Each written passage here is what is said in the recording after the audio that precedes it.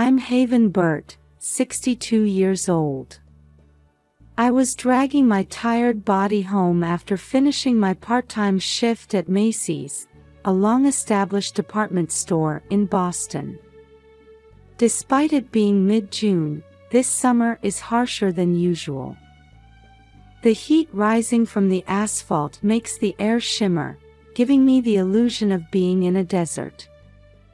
As I parked my car in the driveway, I noticed something was off. My daughter Shona's car was parked in an unusual spot.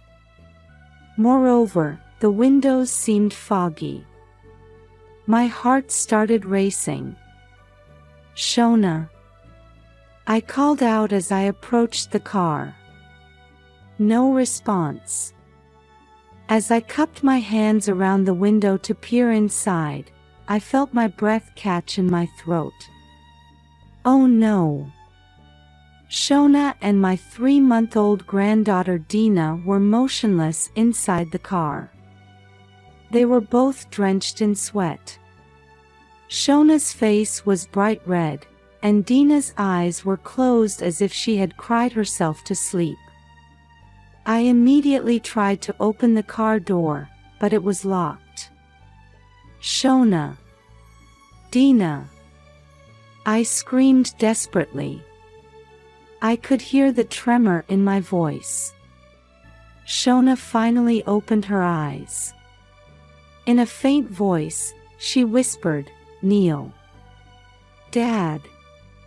Before losing consciousness again, I hurriedly dialed 911.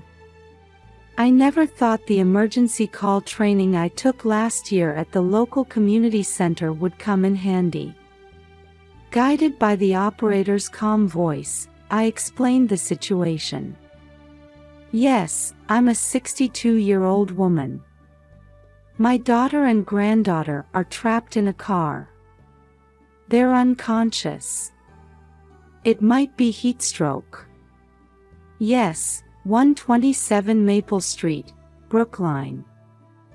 Following the operator's instructions, I broke the car window to get inside. I rescued the two from the car that had turned into a hellish inferno and moved them to the shade.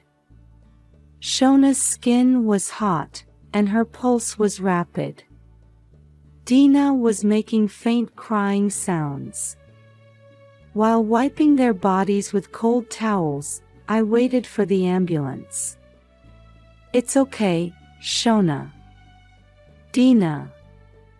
You're safe now," I kept saying, though it felt like I was reassuring myself. The ambulance siren was approaching. My mind was in chaos, swirling with questions. Why were Shona and Dina in this state? Where was Neil? And what did Shona mean by "Dad"? My husband Frank had passed away 3 years ago.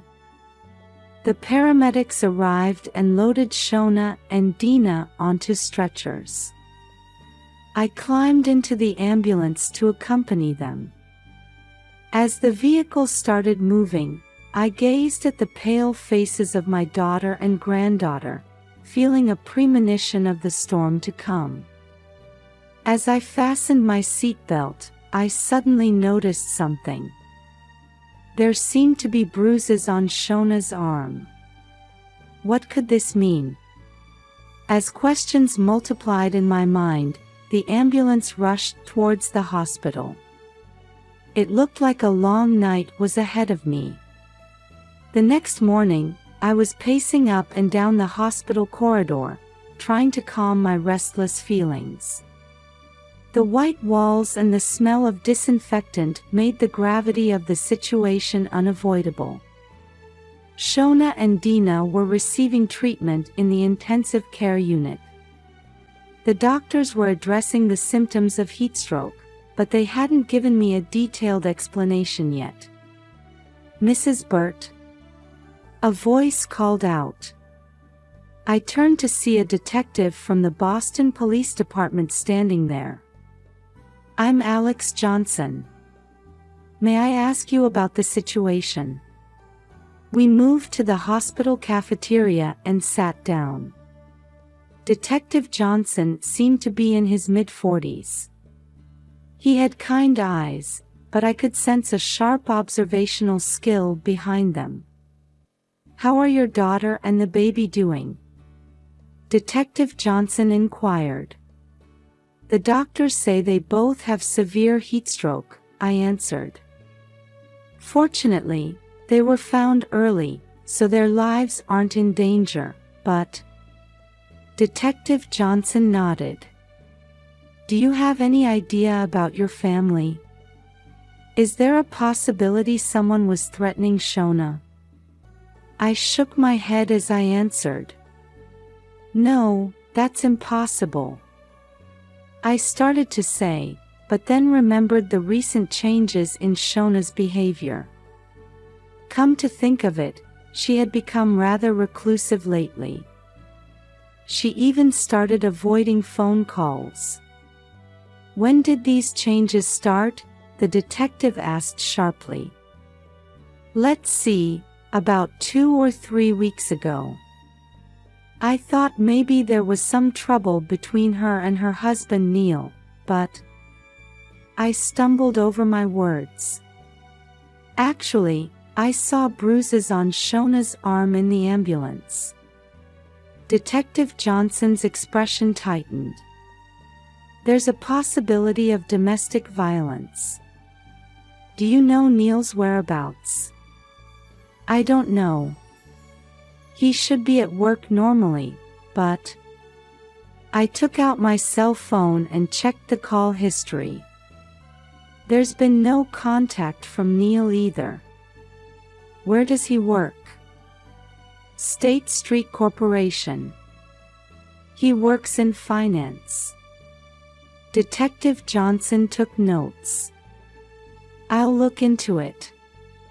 Mrs. Burt, is there anything else that concerned you about your daughter's behavior recently? I thought for a moment. Now that you mention it, last weekend, Shona suddenly started talking about childhood memories. Especially about Frank, my late husband. Frank? He passed away 3 years ago. Heart attack. As I said this, I felt a tightness in my chest. Shona was always close to her father, so Frank's death was a big shock to her. Just then, a nurse hurried over. Mrs. Burt, your daughter has regained consciousness. On the way to the intensive care unit, Detective Johnson said to me, if you find out anything, please contact me immediately. Here's my card. As I approached Shona's bed, my daughter looked up at me with teary eyes. Mom. She called out in a weak voice. Shona, it's okay. You're safe now. I clasped her hand tightly. Shona's hand was cold and trembling. Neil and Hector were. Shona's voice quivered. They were threatening me. Hector. Who's that? I couldn't hide my agitation. Shona broke down in tears. Neil's debt collector. Our savings. A nurse came in and said, the patient needs rest. I kissed my daughter's forehead and left the room. Standing in the hallway, I leaned against the wall. My mind was in turmoil. Neil had debts. Who was Hector? Why were they threatening Shona? And why did Shona say, Dad, in the car? Taking a deep breath, I took out my cell phone. I had to call Detective Johnson. And contact Neil's workplace too. The only way to reveal the truth was to solve one mystery at a time. As I pressed the dial on my cell phone, I steeled my resolve. I won't give up until I uncover the truth to protect my family. Even if it means discovering a side of my daughter I never knew existed. The summer sun reflected blindingly off the glass windows of the high-rise buildings in Boston's financial district. I was standing in the lobby of State Street Corporation, where my son-in-law Neil worked. I had barely slept last night. Although Shona and Dina's conditions had stabilized, they were still in the intensive care unit. And Neil's whereabouts remained unknown. "Mrs. Burt?" The receptionist called out to me. "I'm sorry, but Neil hasn't been in the office since yesterday." "Oh no." I couldn't help but exclaim. Could I speak with his supervisor? After a while, a middle-aged man appeared. "I'm Mike Donovan. I'm Neil's supervisor, but has something happened?" I was led to an office where I explained the situation. Mr. Donovan's expression clouded over. "Actually, Neil has had some recent problems," Mr. Donovan said. "Financial troubles, and the company's funds."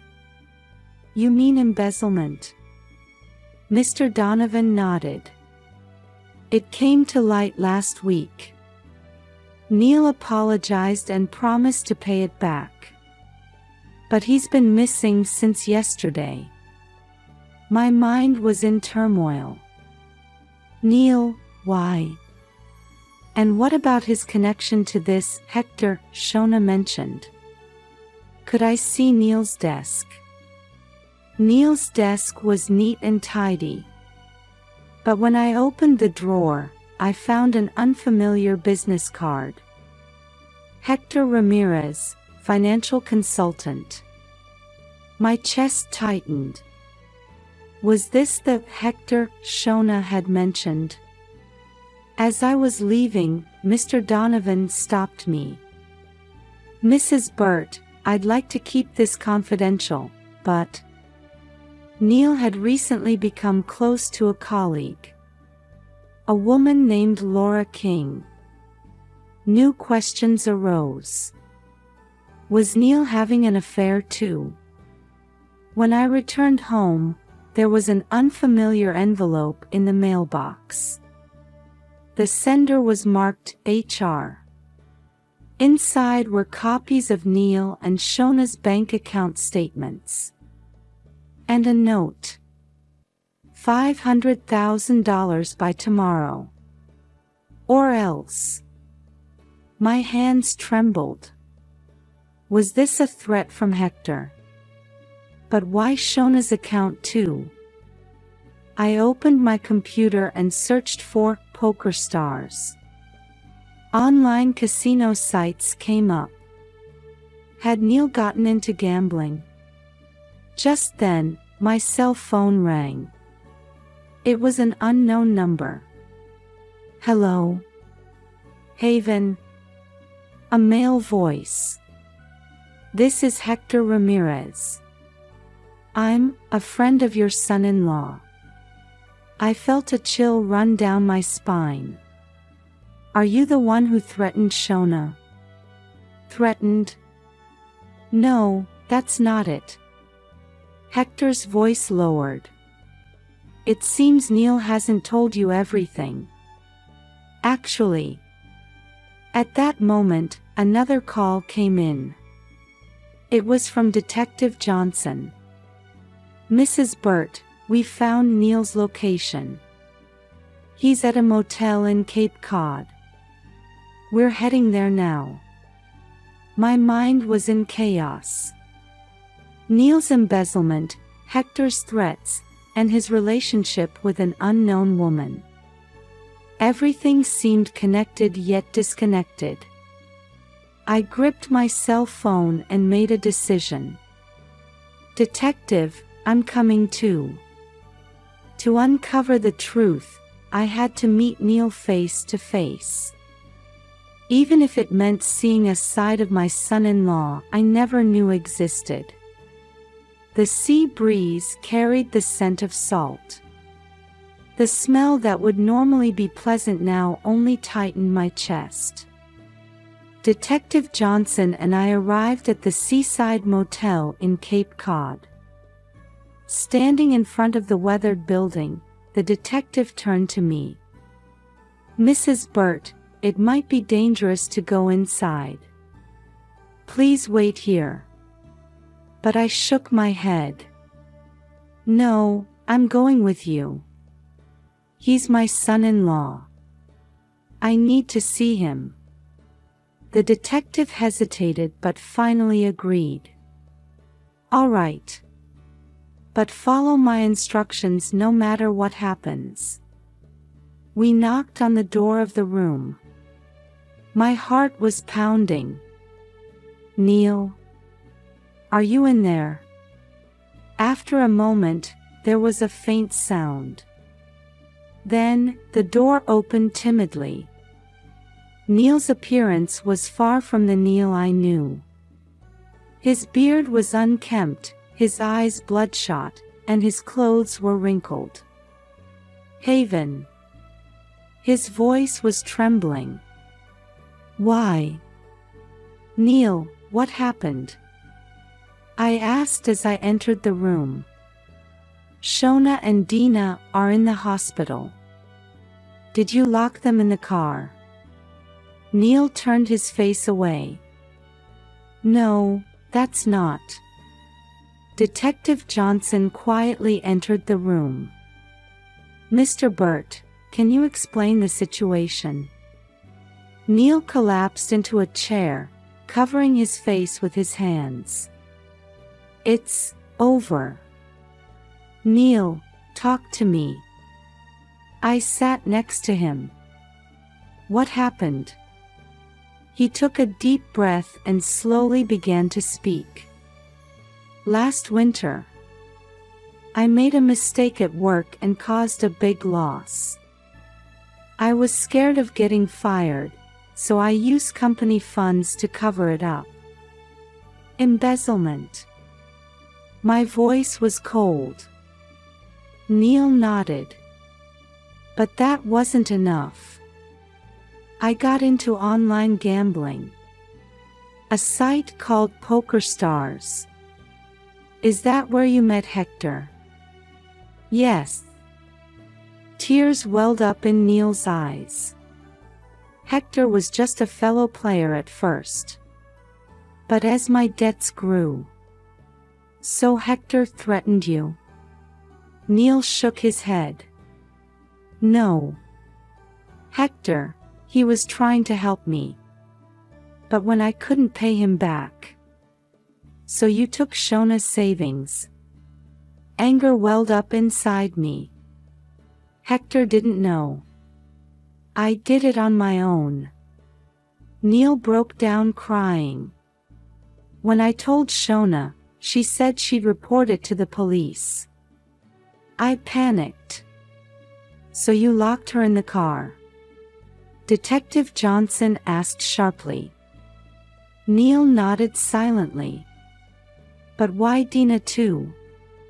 My voice shook. "Shona, she got into the car holding Dina." Neil stumbled over his words. I. Suddenly, there was a knock on the door. Detective Johnson carefully opened it. Standing there was Laura. Neil exclaimed in surprise. A young woman entered the room. "Neil, are you okay? I heard the police were moving." "You're Neil's colleague." I stared at her. Laura looked confused. "Yes, but not just a colleague."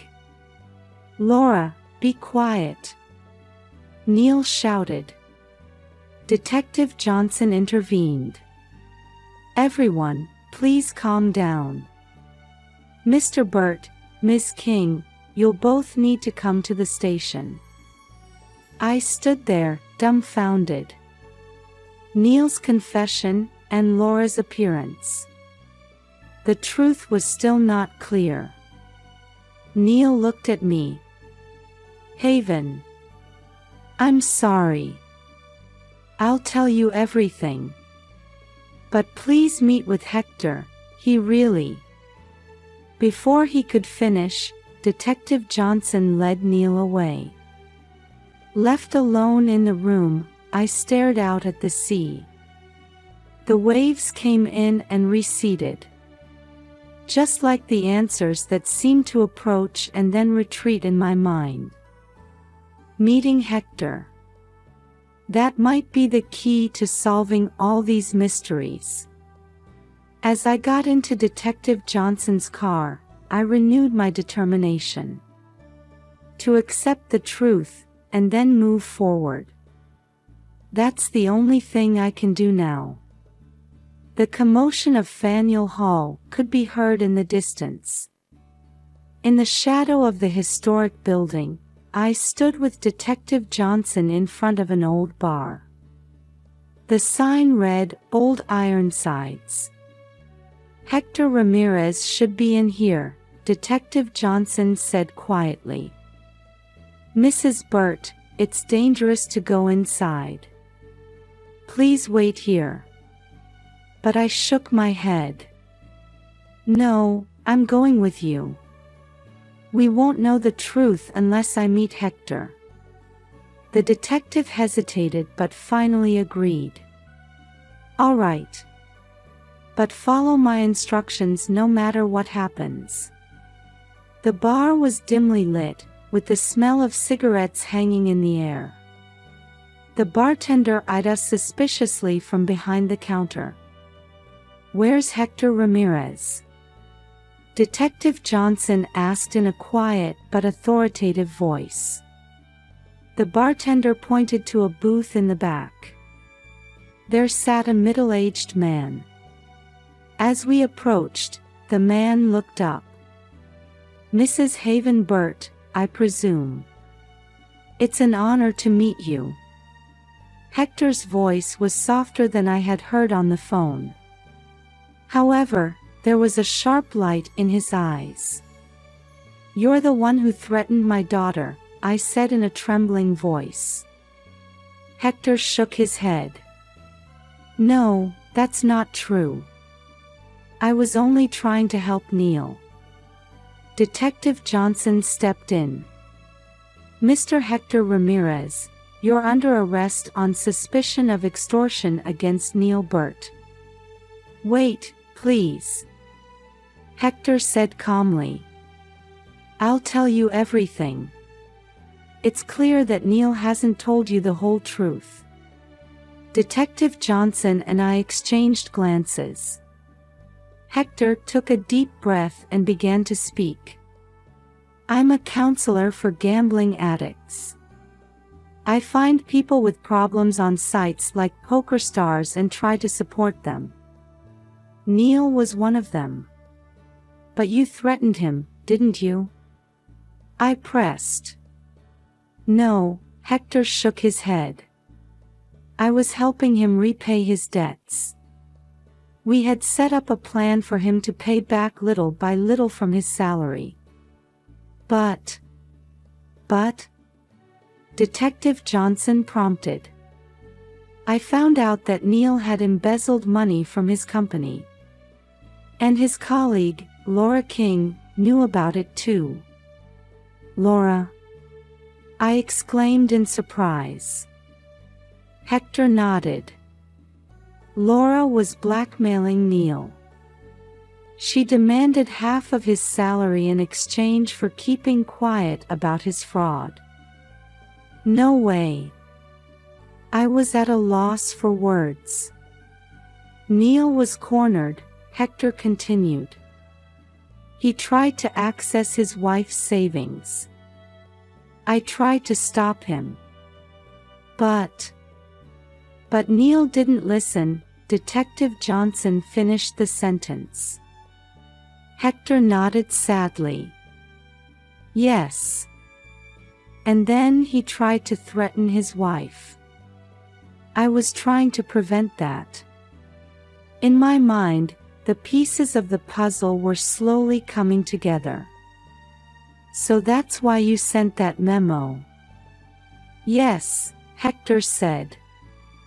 It was to urge Neil to tell the truth. But he panicked and... Detective Johnson stood up. Mr. Ramirez, I'd like you to come to the station to discuss this in more detail. Hector nodded compliantly. Of course. I'll tell you everything. As we were leaving the bar, I asked Hector, why did you try so hard to help Neil? Hector looked at me with sad eyes. I once had a son like Neil. He took his own life. I didn't want to see the same tragedy happen again. His words made my chest tighten. As we stepped outside, the hustle and bustle of Boston enveloped us. The bell of Faneuil Hall rang, reminding us of the weight of history. The truth was coming to light. But this wasn't the end. Neil, Shona, and little Dina. The future of our family was still uncertain. As I got into Detective Johnson's car, I steeled my resolve to accept the truth and move forward. That's the only thing I can do now. The morning air of September carried a hint of autumn. I was in my kitchen, making coffee while gazing out the window. The leaves on the trees were starting to change color. The season of change. Just like our family. 2.5 months had passed since that day. Neil had been indicted for embezzlement and attempted extortion, and was currently on trial. Laura had also been arrested as an accomplice. Hector was cooperating as a witness and continuing his support activities for gambling addicts. Shona and Dina had fully recovered and were now living with me. I'm constantly amazed by my daughter's strength. She had started attending psychological counseling with support from the Massachusetts Office of Victim Assistance. Mom, you have that YWCA meeting this afternoon, right?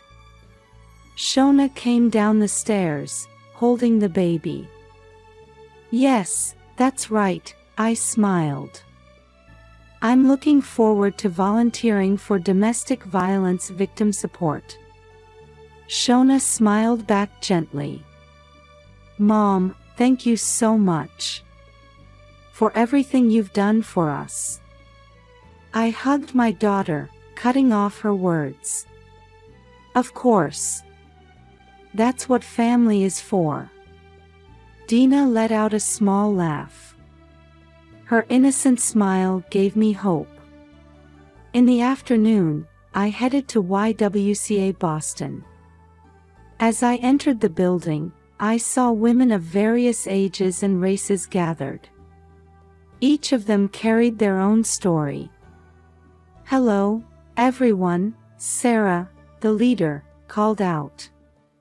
Today, we have a new member joining us. Haven, could you please introduce yourself? I took a deep breath and stepped forward. Hello. I'm Haven Burt, my voice trembled slightly.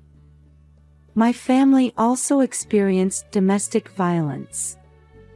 But we've overcome it, and now I'm here. The participants looked at me with warm eyes. I want to turn this painful experience into strength, I continued. If I can be of help to someone. As I struggled for words, Sarah gently placed her hand on mine. Haven, your experience will surely be a beacon of hope for many people. After the meeting, on my way home, I looked up at the sky. The setting sun was peeking through gaps in the clouds. Life is unpredictable. Sometimes it's cruel and unreasonable. But we have to keep moving forward. For our family. And for ourselves. When I arrived home, Shona and Dina were there to greet me. Our small home. But filled with love. "Welcome back, Mom," Shona said. "How was it today?" I hugged my daughter and granddaughter. It was wonderful. It was a day of new beginnings. Outside the window, the sun was setting. Tomorrow, a new morning will come. And we will move forward, one step at a time, but surely. That's our story. A story